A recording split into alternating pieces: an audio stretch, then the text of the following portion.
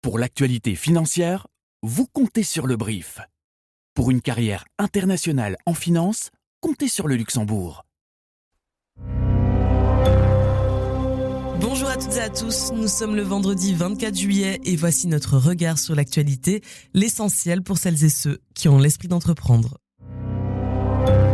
Le brief de l'écho. Deux géants belges des télécoms, Proximus et Telenet, vont unir leurs forces pour déployer la fibre optique dans le nord du pays. De quoi largement diminuer les coûts et donc faire baisser la note finale pour le client. Et puis la guerre se poursuit au Moyen-Orient et les prix du pétrole continuent de flamber. Le baril de Brent dépasse les $100 désormais avec les conséquences en cascade que vous connaissez sur l'économie mondiale. Faut-il vendre Belfius avec l'assureur Ethias ? L'idée divise les partis de la majorité, mais une nouvelle étude commandée par l'État vient d'être remise au gouvernement et pourrait peser dans la décision. Enfin, un retour 10 ans en arrière. En 2016, Delhaize disparaissait de la bourse de Bruxelles pour fusionner avec le néerlandais Ahold. 10 ans plus tard, le pari a-t-il payé ? Le géant Ahold de Delhaize est-il devenu plus fort ? On fait le bilan. Je suis Ondine ORS et vous écoutez Le Brief.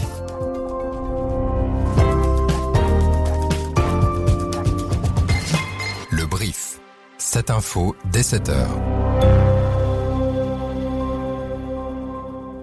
Telenet et Proximus pourront déployer ensemble un réseau de fibre optique. Jusqu'ici, les opérateurs télécoms installaient leur propre réseau de fibre, chacun de leur côté, ce qui provoquait des situations parfois absurdes, comme rouvrir le trottoir 2 fois de suite à quelques jours d'intervalle pour installer un câble à côté de celui du concurrent, absolument identique. Mais cette situation va pouvoir changer. Après l'IBPT, le régulateur des télécoms, c'est cette fois l'autorité de la concurrence qui vient d'autoriser la collaboration entre Telenet et Proximus pour installer la fibre en Flandre, dans certaines zones et sous conditions. Arnaud Martin, bonjour. Bonjour Ondine.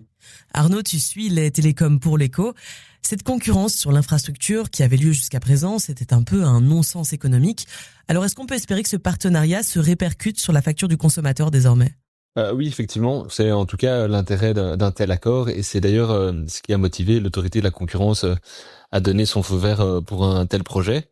Selon les estimations de l'autorité de la concurrence, les opérateurs pourront réduire d'environ 30% leurs dépenses pour déployer le réseau. Donc on passerait de 28 € à plus ou moins 20 € par connexion. Donc l'autorité s'avance pas sur l'économie exacte que ça pourrait donner pour le client final, puisqu'il y a d'autres coûts évidemment que l'installation du réseau. Mais on peut s'attendre à une baisse significative de plusieurs euros, voire plusieurs dizaines d'euros par rapport au prix actuellement demandé.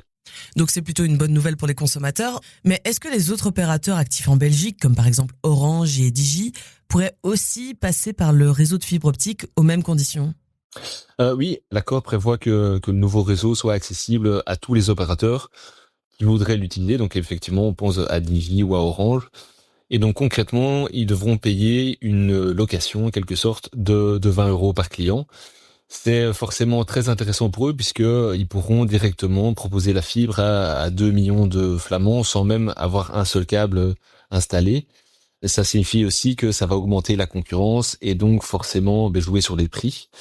Et on peut préciser aussi que cet accord devrait pas être le seul, puisque Orange et Proximus ont fait la même demande pour déployer un réseau commun en Wallonie.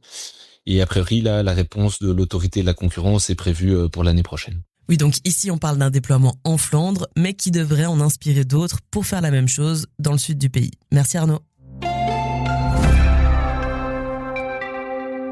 Au Moyen-Orient, ça continue. L'armée américaine a frappé l'Iran pour la 13e nuit consécutive depuis la fin de la trêve.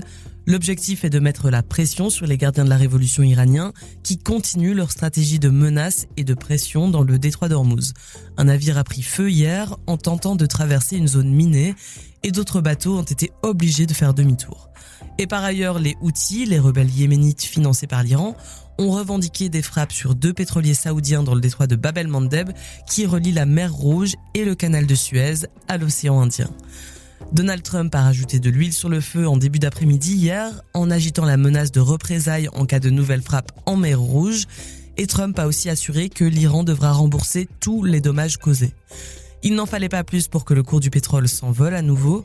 Le baril de Brent est repassé au-dessus de la barre des $100. Ce n'était plus arrivé depuis fin mai. Un blocage de Bab el-Mandeb pourrait faire grimper le baril à plus de $120 d'après Goldman Sachs, mais la banque américaine continue de croire à une résolution assez rapide du conflit. Un champion européen de l'immobilier logistique est en train de naître et il est en partie belge.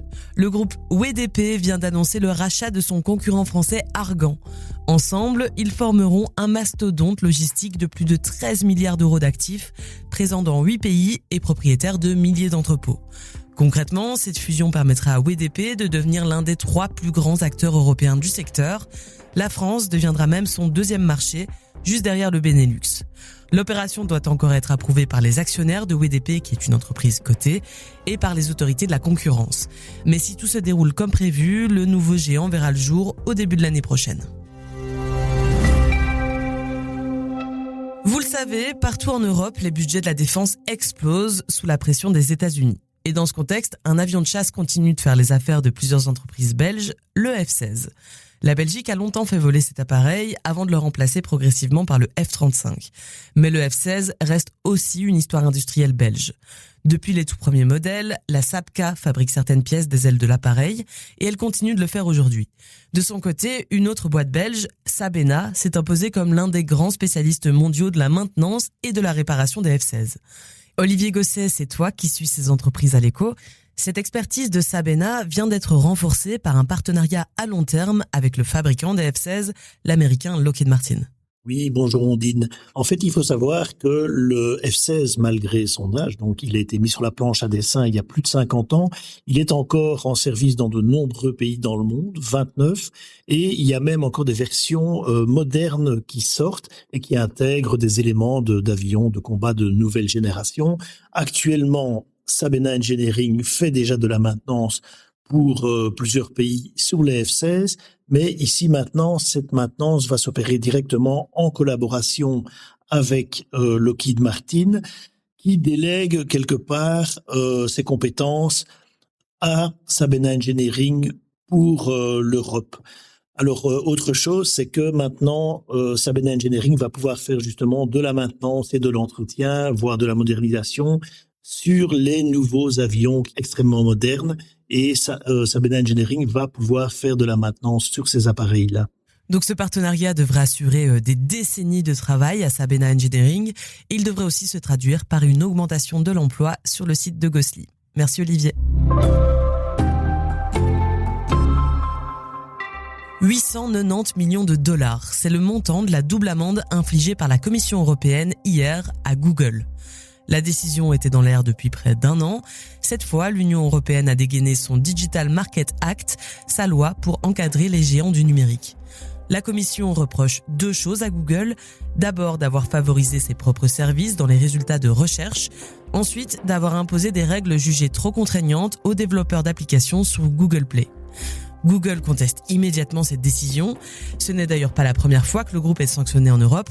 En septembre dernier, il avait déjà écopé d'une amende record de près de 3 milliards d'euros pour abus de position dominante dans la publicité en ligne cette fois. Cette nouvelle sanction irrite au plus haut point la Maison-Blanche et elle pourrait compromettre les discussions commerciales en cours entre les États-Unis et l'Union européenne. C'est en tout cas ce qu'a assuré le représentant américain au commerce, Jameson Greer, hier soir.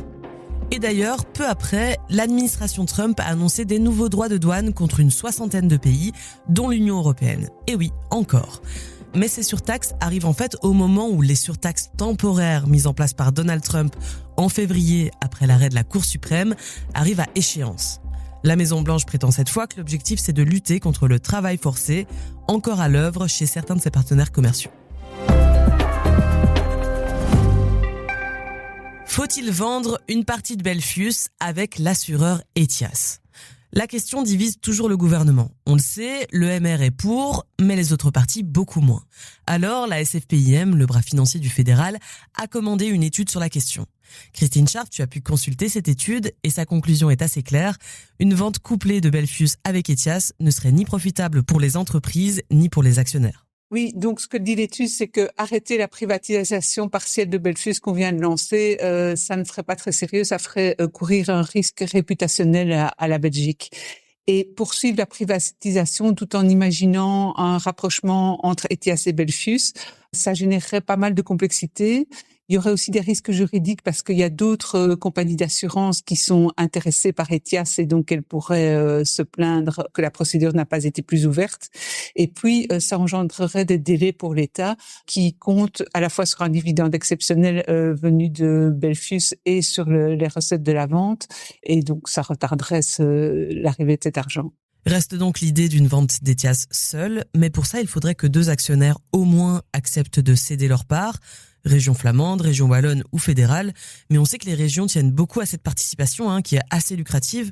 Alors Christine, Ethias peut rester seul dans l'environnement actuel ? Oui, d'après le consultant, Ethias peut tout à fait rester seul. C'est même la solution la plus raisonnable à l'heure actuelle, le temps de clarifier les différentes options. Ça nécessite toutefois que si Ethias a besoin de capitaux supplémentaires pour assurer son développement, les actionnaires soient prêts à suivre. Mais même à plus long terme, le consultant estime que Ethias pourrait continuer à vivre seul et plutôt que de fusionner avec un autre acteur, pourrait lui-même racheter des acteurs en Belgique ou à l'étranger. Il considère aussi qu'une fusion d'Ethias avec AGAS, Belfius ou KBC pourrait être pertinente, mais c'est un scénario qui suscite un certain nombre de questions, notamment parce que cela entraînerait des réductions d'effectifs et des rationalisations qui pourraient peser à la fois sur l'image et sur les relations clients d'Ethias. Le groupe Ahold Delhaize est officiellement né le 24 juillet 2016. Il y a donc exactement 10 ans aujourd'hui. Un groupe de distribution belgo-néerlandais très fort sur ses marchés domestiques, mais aussi un acteur de poids à l'international. C'était en tout cas le message à l'époque de Franz Müller, le directeur général d'Ahold Delhaize. Every tomato which is not bought at Delhaize or at Ahold Delhaize is competition, and this company will be even stronger than the sum of the parts. On va faire le bilan avec toi, Dominique Liès. Bonjour. Bonjour Ondine. Dominique, tu suis la distribution depuis avant la fusion entre Delhaize et Ahold. Donc avant cette grande fusion entre Delhaize et Ahold, il y avait déjà eu 2 tentatives de rapprochement, mais qui n'ont pas abouti en raison de trop grandes différences culturelles. Dominique, qu'est-ce qui a fait finalement que ça a marché en 2015-2016 ? Eh bien, on peut dire surtout que ça tient au bon moment et à la bonne personne. Et la bonne personne, je pense que c'est Franz Müller. Franz Müller qui était donc à la tête de l'enseigne belge depuis 2013, mais qui était un Néerlandais. Et donc, je pense que ça a quand même facilité les discussions avec Dick de Boer, qui était à l'époque le patron de Albert Heijn. Donc, les 2 sociétés étaient un petit peu des sociétés, je dirais presque miroirs, des sociétés avec un actionnariat familial, qui avaient une position forte sur leur marché domestique. Elles étaient toutes les 2 présentes aux États-Unis, mais dans des régions différentes, donc il y avait une complémentarité. Et puis surtout, on voyait pendant cette période-là la montée en puissance de regroupement d'enseignes de distribution afin de faire un petit peu le poids face aux fournisseurs qui pesaient sur les marges et imposaient surtout leurs marges. Et à l'époque, on parlait d'une fusion entre égaux. C'était le message qui était envoyé. Est-ce que ça s'est confirmé depuis ? Est-ce que Ahold Delhaize reste autant belge que néerlandais aujourd'hui ? Alors, Ahold Delhaize, je dirais même plus néerlandais, il est plutôt international, mais c'est vrai qu'il y a encore un petit peu de belgitude, déjà dans le nom. Dans le management, on retrouve encore beaucoup en Belgique de Delhaiziens. Alexandros Bouzis, qui est le nouveau CEO, était déjà là du temps de Delhaize avant fusion. Delhaize America a continué à être gouverné aussi par des anciens Delhaize America. Donc voilà, Ahold Delhaize est arrivé, mais n'a pas tout balayé d'un revers de main. Et en Belgique, on a de l'Albert Heijn en Flandre, mais on a toujours l'enseigne Delhaize qui reste bien présente. Alors au moment de sa première cotation, en 2016, l'action Ahold Delhaize a clôturé à près de 22 €. Aujourd'hui, elle est à 36 € et l'action est très appréciée des investisseurs prudents. Vu l'augmentation, est-ce qu'on peut dire que la fusion a été une réussite et quel en a été le prix, Dominique ? Les observateurs, c'est ce qu'ils en sortent. C'est de se dire, quand on voit les résultats de Delhaize, quand on voit les résultats d'Ahold Delhaize, quand on voit les performances boursières, oui, la fusion est clairement une réussite. Maintenant, bon, il faut pas se leurrer. En entrant dans le capital de Delhaize, le groupe a quand même fait des exigences au niveau rentabilité. On savait qu'il y avait pas mal de magasins Delhaize qui traînaient un petit peu la patte et qui n'étaient pas aussi rentables que ce que les Hollandais voulaient. Et donc, au final, ils ont quand même un petit peu imposé ce besoin de rentabilité. Et on en est arrivé en 2023 à l'annonce du passage de franchise de la totalité du réseau. Donc après, maintenant, en 2025, quand on voit les résultats de Delhaize Belgique, on se dit que là aussi, c'était une réussite. Oui, une réussite au niveau des résultats, mais qui n'a pas fait plaisir aux travailleurs. On se souvient très bien des grèves massives qui ont touché Delhaize en 2023 au moment du passage sous franchise. En tout cas, l'enseigne Delhaize reste très forte en Belgique, puisqu'avec Albert Heijn, elle a dépassé Colruyt en termes de part de marché. Et bien voilà, on arrive à la fin de ce dernier brief de la semaine. Merci à toutes et à tous de nous suivre chaque jour, de nous écouter chaque jour. Si vous voulez nous écrire, comme toujours, c'est à l'adresse podcast@leco.be, podcast au singulier. Merci à Laurent Fabry qui a préparé cet épisode. Moi, je vous dis à très vite dans le brief. Salut!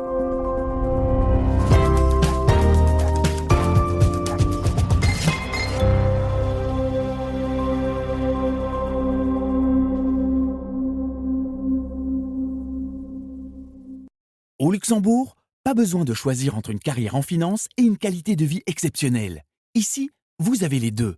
Les transports publics gratuits vous emmènent partout en toute simplicité. Et la nature, elle est à 2 pas de la ville et de votre bureau. Ajoutez à cela des perspectives d'évolution professionnelle dans un centre financier international et un salaire net plus élevé. Et le calcul est vite fait. Luxembourg, le meilleur investissement, c'est vous. Découvrez-en plus sur movetolux.com.